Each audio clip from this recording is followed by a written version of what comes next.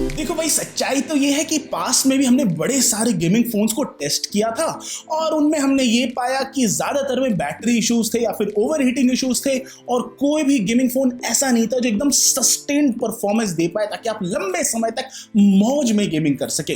नमस्कार मित्रों, मैं हूं आपका दोस्त आदित्य झा और आप देख रहे हैं गैजेट्स 360 हिंदी। और अगर आप चैनल पर देखें तो भैया चैनल को सब्सक्राइब कीजिए, नोटिफिकेशन बेल को दबाइए।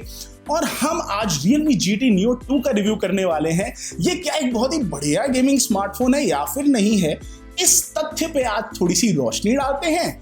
तो चलिए वीडियो को शुरू करते हैं। दोस्तों, Asus का ROG Phone 5 उन कुछ फोन्स में से ऐसा है, गेमिंग स्मार्टफोन्स में से, जो कि एक बढ़िया हाई एंड हार्डवेयर के साथ आता है, पर उसका दाम बहुत ज्यादा है। तो अगर आप उसका बेस मॉडल लेने जाएंगे तो 49,999 रुपए पे आपको मिलेगा, जो कि काफी दुखद बात हो सकती है अगर आपका बजट कम है। अभी हाल ही में पोको ने अपना F3 GT लॉन्च किया था, जो कि 26,999 रुपए पे आ रहा था और जिसमें गेमिंग हार्डवेयर काफी हद तक सस्ते दाम पे उपलब्ध हो रहा था। इसमें गेमिंग के वो सारे बढ़िया बढ़िया फीचर्स दे रखे हैं, RGB लाइट्स दे रखे, ट्रिगर बटन्स दे रखे और एक बड़ी बैटरी भी है फास्ट चार्जिंग के साथ। और अब हमारे पास है Realme का एक मिड रेंज गेमिंग स्मार्टफोन जिसका नाम है Realme GT Neo 2। ठीक ठाक प्राइसिंग पे उपलब्ध है। और क्या ये एक बढ़िया स्मार्टफोन है गेमिंग के मामले में कि नहीं, और क्या इसमें वो सब कुछ बढ़िया है जो इसको एक ऑलराउंडर बना सके? तो ऐसे बड़े सारे सवाल आपके मस्तिष्क में उमड़ रहे होंगे, आइए इनका जवाब देखते हैं।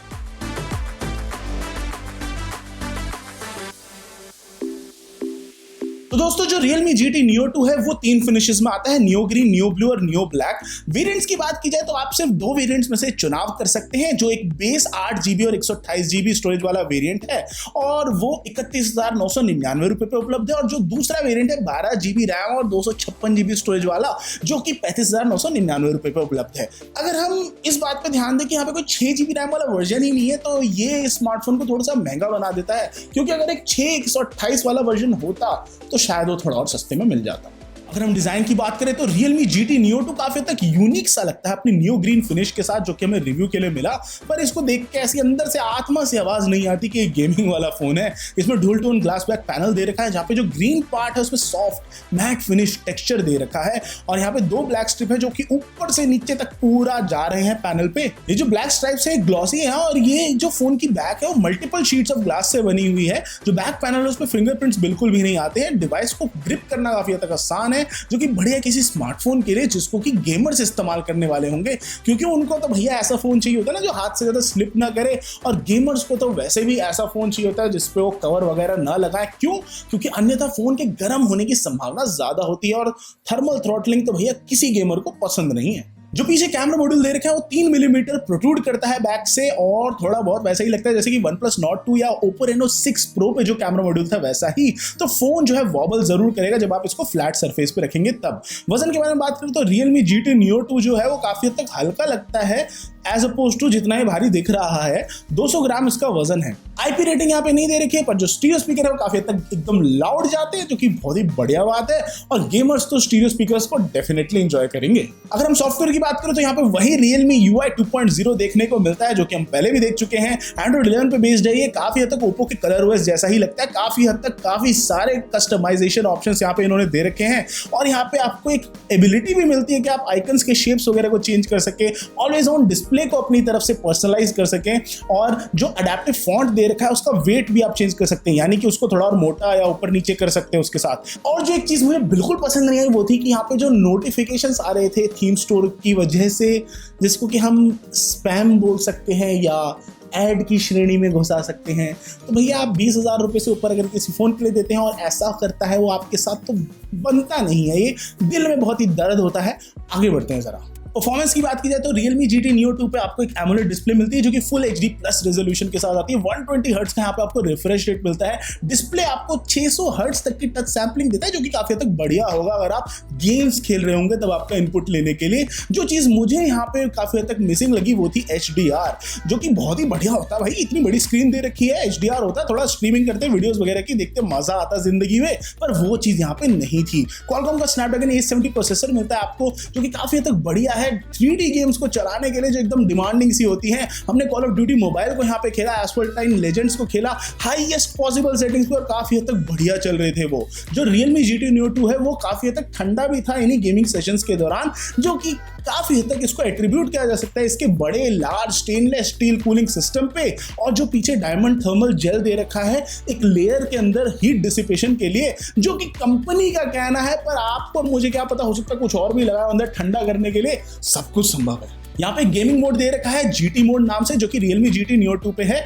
इसको हमने पहले GT सीरीज के मॉडल्स पे भी देखा था, जो कि प्रोसेसर की क्लॉक स्पीड को काफी हद तक बढ़ा देता है, डिस्प्ले की टच सैम्पलिंग रेट को बढ़ा देता है, पर हमें उतना ज्यादा कुछ चेंज नहीं दिखाई दिया रिस्पॉन्सिवनेस के मामले में एज कम्पेयर टू जब वो GT मोड ऑफ था तब। जो यहाँ पे यूजुअल गेम स्पेस एप्लीकेशन होता है वो यहाँ पे दे रखा है, जिसमें एक स्लाइड आउट कंसोल भी है, जो कि हमको कस्टमाइज करने का ऑप्शन देता है स्वाइप और टच सेंसिटिविटी को, पर ये पर गेम बेसिस पे ऑप्टिमाइजेशन नहीं होती, तो इनको हर एक गेम के बीच में एडजस्ट करना पड़ता है। हो सकता है आप कैंडी क्रश खेल रहे हो और भाई माहौल अलग हो जाएगा ना, कैंडी क्रश पे उतनी ज्यादा रिस्पॉन्सिवनेस की जरूरत नहीं है, पर आप एस्फल्ट पे जाएंगे तो वहां पे चाहिए।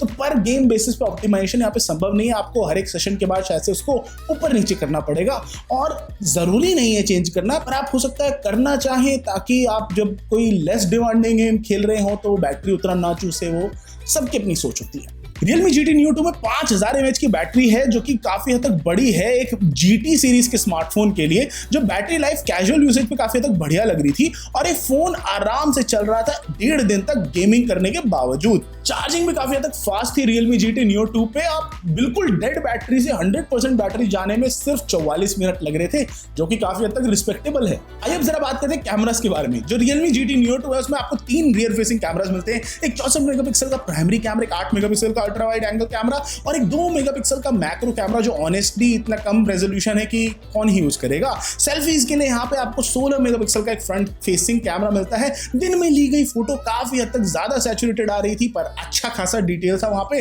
और डायनामिक रेंज भी काफी हद तक सही था। कलर्स में काफी हद तक शिफ्टिंग और चेंज आ रहा था टोन में, जब अगर हम स्विच कर रहे थे प्राइमरी कैमरा और अल्ट्रा वाइड एंगल कैमरा के बीच में, और अल्ट्रा वाइड एंगल कैमरा में तो और कम डिटेल्स थी, और भैया उन शॉट्स के अंदर काफी हद तक पर्पल फ्रिंजिंग दिखाई दे रही थी, जो एकदम रोशनी भरे क्षेत्र थे वहां पे।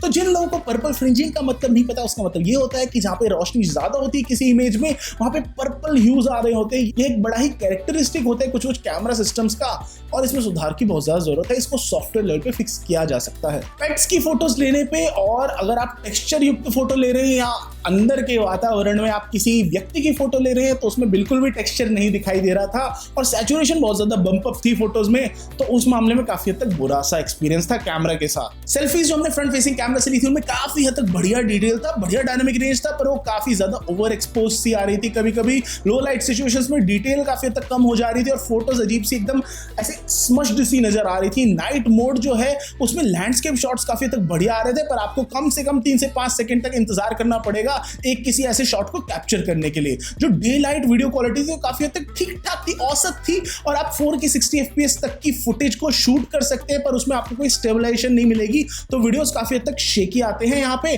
4K फुटेज जो 30 FPS में था वो काफी हद तक सही आ रहा था, डिटेल्स बढ़िया थी, स्टेबलाइजेशन बढ़िया थी, पर 1080p वीडियोस की तरह वो ओवर एक्सपोज था काफी हद तक। जो लो लाइट वीडियोस थी वो तो किसी भी रेजोल्यूशन पे जाए शूट करे, वो अजीब सी ही एकदम ड्रीमी सी लग रही थी, ऐसा लग रहा था बस सब कुछ एकदम ब्लर सा हो रखा है, तो वहां पे सुधार की बहुत ज्यादा जरूरत है। जो Realme GT Neo 2 है वो बहुत हद तक हार्ड कोर गेमिंग परफॉर्मेंस आपको देता है, क्योंकि इसमें Qualcomm का Snapdragon 870 सिस्टम ऑन चिप दे रखा है। फोन का कूलिंग सिस्टम काफी हद तक बढ़िया है, लेकिन यहाँ पे आपको डेडिकेटेड ट्रिगर बटन्स नहीं मिलते, RGB लाइटिंग नहीं मिलती, जो कि आपको शायद से Poco F3 GT पे मिल सकता है। पर ये जो फोन है आपको दे रहा है एक हाई क्वालिटी AMOLED डिस्प्ले, बढ़िया गेमिंग परफॉर्मेंस, बढ़िया बैटरी लाइफ। कैमरास की बात करें तो बिल्कुल भी रिलायबल नहीं है, और अगर आपको एक एकदम ही ऑलराउंडर टाइप का फोन चाहिए तो आप शायद इसकी तरफ देखेंगे भी नहीं। पर अगर आप एक बजट पे मोबाइल गेमर हैं तो शायद आपके लिए एक बढ़िया चॉइस हो सकता है, क्योंकि इसमें सस्टेन्ड गेमिंग परफॉर्मेंस काफी हद तक बढ़िया है। और भाई गेम खेलने वालों को बाकी चीजों से क्या मतलब, वो तो वैसे ही मोह माया को त्याग चुके हैं। तो इस प्राइस पॉइंट पे किसी और स्मार्टफोन को रिकमेंड करना काफी हद तक मुश्किल हो जाता है एक मोबाइल गेमर के लिए। तो दोस्तों ये था हमारा रिव्यू Realme GT Neo 2 का। आपको वीडियो कैसा लगा हमें बताइए कमेंट सेक्शन में, और मैं आपसे मिलता हूं अगली वीडियो में।